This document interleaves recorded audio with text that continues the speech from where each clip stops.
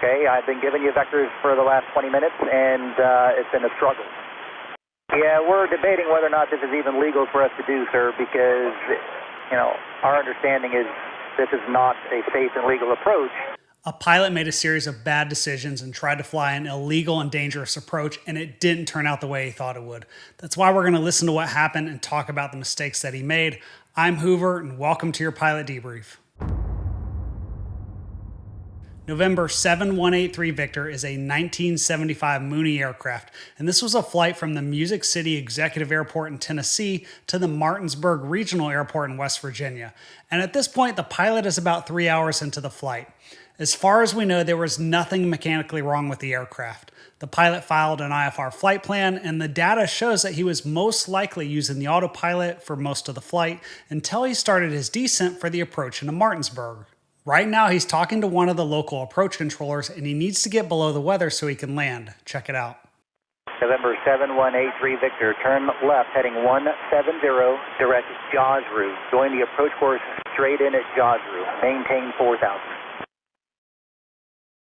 November 7183 Victor, turn left heading 170, direct Jaws route when able. Over.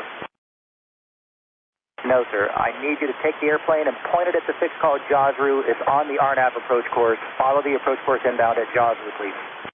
Okay, there are three things going on that I need to clarify. First, most of the pilot's radio calls were not recorded, so you're not always going to hear his response to the controller. Second, the audio is compressed, and that means all of the silence on the radio was cut out. And third, the NTSB did not investigate this incident, and because it's important to understand the facts, I reached out and was able to get in touch with the approach controller whose voice you hear in the audio, and I'm going to share his side of the story and also explain how the FAA got involved with this later on in the video. For right now, you need to know that the weather at Martinsburg was IFR, and the clouds were around 1,600 to 1,900 feet. The pilot had requested to fly the RNAV approach to runway 08, and the controller gave him a heading to fly and cleared him direct to the point called Jaws route, which is the initial approach fix. Assuming the aircraft is IFR capable and it has a working GPS with the current database, then all the pilot needed to do was load the approach and everything else should be simple.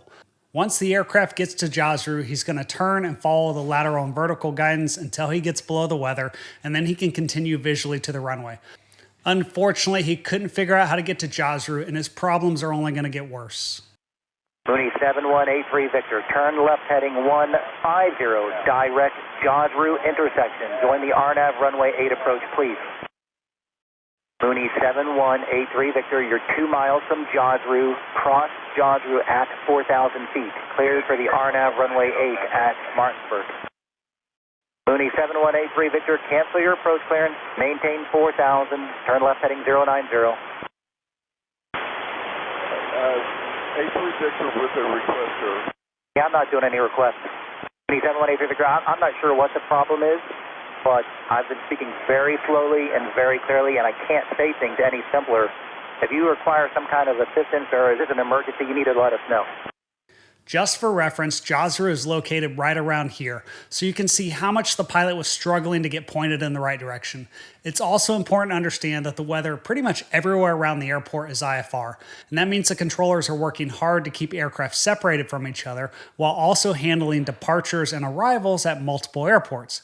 The only reason I bring this up is because I know it might sound like the controller was being harsh with the pilot when he said that he wasn't taking any requests, but you have to realize this controller was responsible for handling about a dozen other aircraft right now. You're just not hearing those radio calls in the audio. Basically, the airspace is busy and there isn't really time to accommodate special requests unless it's an emergency, and so far the pilot hasn't given any indication that he has a problem. He's been given vectors for the approach and he was cleared for the approach a few times, but he still can't figure things out.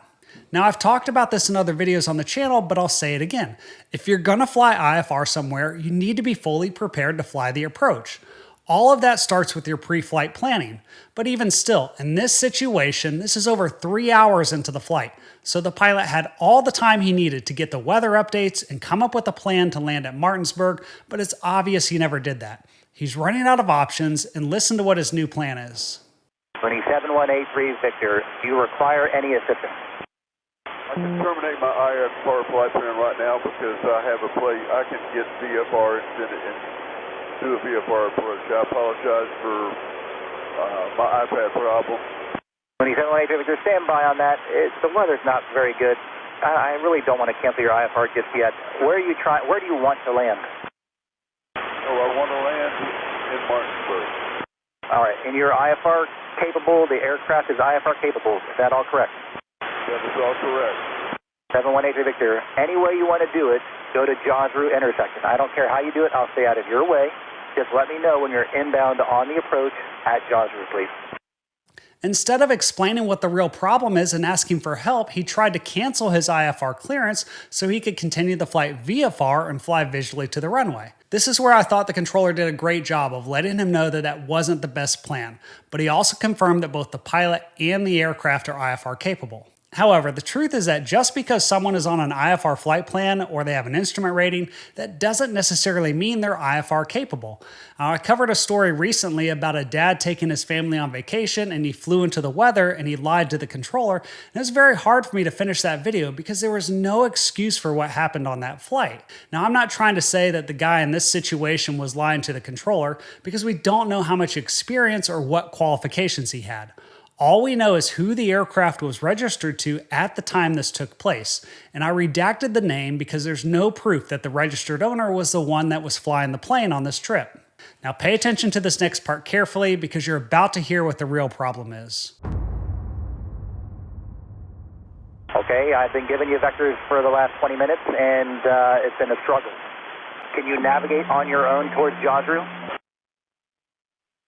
All right, November 7183 Victor, continue left, turn heading 270. I'm going to point you straight in on the RNAV approach, but you've got to tell me that you're established on the approach course.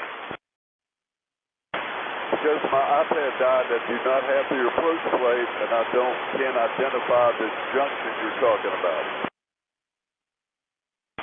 Okay, so you're not capable of doing an RNAV approach then. You see, to do an IFR approach, you need IFR equipment. And an iPad, I'm pretty sure you can't legally fly an RNAV approach with an iPad.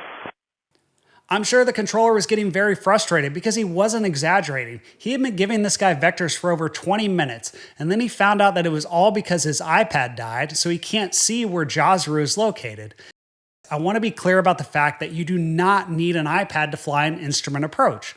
You can use your iPad for situational awareness and to reference the approach procedure, but it's not a primary flight instrument, and you cannot legally fly an instrument approach using just your iPad. This guy knew it was going to be a 3 to 4 hour flight, so he should have charged his iPad before he left, or he needed a way to charge it during the flight. But a better idea would have been to take paper copies of the approaches so he could have a backup. However, I doubt that would have helped him because it sounds like he was relying on the iPad to display his GPS position so he could see where he was at, and he probably didn't know how to load the approach in the aircraft. But listen to what he told the controller. I can't fly with an iPad, but the iPad tells me where that intersection is, and my GPS will let me know when I'm there. I see. So you do have a GPS on the airplane that will corroborate your information. So I'm going to put you on the approach course. I'll tell you when you're over Jaws Route, and from there you'll be able to fly the RNAV approach. Is that correct?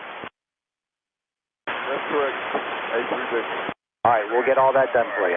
But I still want to hear you say that you're established on the approach course. Roger, A3 Victor. Basically, he's trying to say that he can use the GPS on the aircraft, but he needs the iPad to verify the point that the GPS is taking him to. And that doesn't really make any sense to me, but maybe I'm missing something. If you can load the point Jaws Route into the aircraft GPS and get steering to it, then once you get there, the aircraft GPS will sequence to the next point on the approach, and there's no reason you should need an iPad to verify any of that. This is a very dangerous situation, and if you're wondering why the controller isn't declaring an emergency on behalf of the pilot, he said he decided not to do that because it might have made things more stressful for the pilot. Instead, the controller had a supervisor monitor the entire situation, and they also called the Martinsburg Tower controllers to let them know what was going on so they could be prepared. Essentially, they treated it like an emergency without formally declaring one. Either way, they're running out of options to get him safely on the ground. November 7183 Victor, continue right turn, heading 050, join the runway 8 final approach course. November 7183 Victor, I understand it's a full stop. You are 2.9 miles from Jaws Route. Are you able to take the approach clearance now? Will you be able to join the approach, or do I need to turn you to the 80 heading to join the approach course?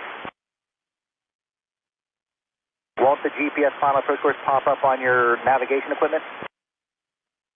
Yeah, we're debating whether or not this is even legal for us to do, sir, because, you know, our understanding is this is not a safe and legal approach. Ordinarily, you would see the approach course, you would know what you're doing. Are you able to do the VOR or an ILS into Martinsburg? I appreciate your position, but we've been talking long enough that I'm going to get in some trouble here if things don't work out. So just give me a second. He still couldn't figure out how to fly the RNAV approach. And at that point, the controller tried to explain how serious the situation was. And I thought that once again, he did a great job because he recommended the ILS and the VOR approach because both of those approaches don't require GPS. However, the pilot refused both of those options without really providing an explanation why. Number 7183 Victor, Martinsburg weather is broken 1,600 feet. I appreciate your willingness to go VFR, but I'm really not too comfortable with that. November 7183 Victor, are you able to do the ILS approach? We can get Martinsburg to pull up the ILS for you. That was the controller's final effort to try and help the pilot get on the ground safely. Unfortunately, my guess is the pilot didn't know how to fly an ILS, and instead he kept insisting on continuing the flight VFR despite the bad weather. Now pay attention to the tone of the controller's voice and the final advice he gives to the pilot, and then I'll explain what happened in the end. November 783 Victor, just verify you have the current weather and NOTAMs at Martinsburg. Last reported ceiling was 1,900 broken. 7183 Victor, radar service is terminated. Keep your current peak and go though so we can keep an eye on you, and frequency change approved. If you have any problems at all, call me back. We'll try to work something else out. I understand, but in the future, an iPad is a poor IFR navigation tool. It's a good aid, but I don't think you can fly an IFR RNAV approach off an iPad. Maybe I'm wrong. It's been a long time since I've flown IFR, but I don't know, man. It doesn't seem too good to me. I was just leaning on it for the start of the play. I hear you. I get it. It's not my first rodeo, but yeah, I mean, ILSs are a sure thing. VORs ain't bad. An RNAV approach off an iPad, sketchy. It's not just sketchy, it's illegal, and this was a very dangerous approach. If you look at the flight track, you can tell that he maneuvered around until he found a hole in the clouds that he could dive through to get below the weather. He's very lucky he had the room to recover and safely maneuver below the clouds. And after all of that, he ended up landing going the opposite direction on runway 26. According to the controller, the FAA got involved and the FSDO was notified, and the pilot was ordered to take remedial IFR training before he flew again. But the truth is, better pre-flight planning could have easily prevented this, and he should have asked for help a lot sooner. And if you want to find out more about what happened to the dad that took his family on vacation and lied to the controller, then check out this video on the screen, and I'll see you on the next debrief.